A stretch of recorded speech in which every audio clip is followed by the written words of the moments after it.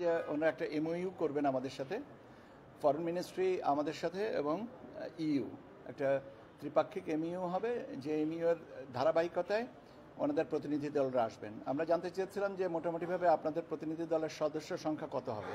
তো আমাদেরকে যে ধারণা দিয়েছেন সেটা হচ্ছে 150, 150 মতন আসবেন। এবং ওনারা বিভিন্ন প্রশ্ন করেছেন, যেমন ওনারা ভোট কেন্দ্রে ঢুকতে পারবেন কিনা, ভোট প্রধান যে গোপন কক্ষ সেটা সম্পর্কে জানতে চেয়েছেন, সেটা কিভাবে অর্গানাইজ করা হয় সেটা জানতে চেয়েছেন।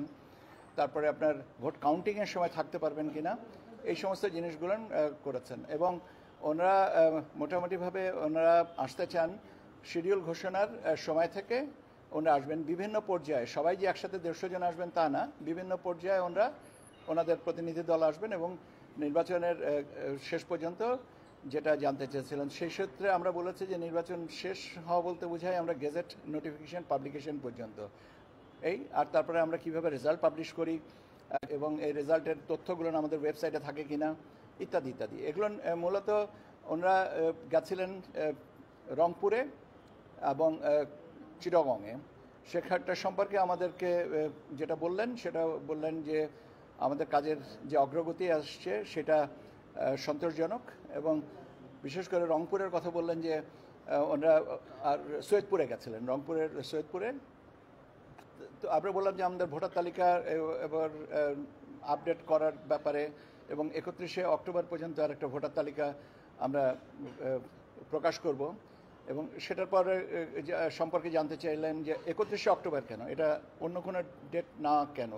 তো আমরা বললাম, যুক্তিটা বললাম যে আমরা নতুন ভোটারদের নিতে চাই, ভোটের শিডিউল ঘোষণার আগে আমাদের ভোটার তালিকা কনফার্ম করতে হয় ইত্যাদি ইত্যাদি। তো এটা এখন ওনারা ওনাদের অবজারভেশন আমাদের সাথে এবং ফার্দার ক্লারিফিকেশন নিয়ে ওনারা আজকে ফিরে যাচ্ছেন, কালকে ফিরে যাবেন, এবং যাওয়ার পরে ওনারা বোধহয় একটা প্রতিবেদন পাঠাবেন। ইত্যবসরে আমাদেরকে ওনারা এমওইউর একটা ড্রাফট দিয়ে গেছেন, যে ড্রাফটটা নিয়ে আমরা পর্যালোচনা করে এই ড্রাফটটা সাইনিংয়ের ব্যাপারে আগাবো। আমাদের কোনো অবজারভেশন থাকলে আমরা এদেরকে জানাবো যে আমাদের এই অবজারভেশন আছে, আর যদি না থাকে তাহলে যা আছে সেটা অনুযায়ী এটা হবে। এর বাইরে আর আমাদের সাথে আজকে কোনো আলোচনা হয়নি, ব্যাস এইটুকুই। যেটা বলছে এটা কি পর্যবেক্ষক টিম বলবো? পর্যবেক্ষণ দল 150 জনই যে একসাথে আসবে তা না, হয়তো 10 জন আসবে, তারপরে হয়তো ফিরতে যাবেন। এখন ওনাদের ক্যাপাসিটিতে এটাকে অর্গানাইজ করবেন, কাজে 150 জন ইন অল। তো আমাদেরকে ওরা এই নামগুলো পাঠাবেন, ওনাদের ডিটেলস সহ, যেমন বিদেশি পর্যবেক্ষক আসলে তার স্বাভাবিকভাবে তাদের ভিসার ব্যাপার আছে, আপনার তাদের পাসপোর্ট ডিটেলস আছে, এখানে অ্যাকোমোডেশন অনেকগুলো ব্যাপার আছে, সেগুলো নিয়ে সিকিউরিটিজ আছে, এই সমস্ত বিষয়গুলোকে আমরা পর্যায়ক্রমিকভাবে টেক আপ করবো। নির্বাচন পর্যবেক্ষকের জন্য আমাদের এমওইউ প্রয়োজন হচ্ছে। এমওইউ এটা ওনাদের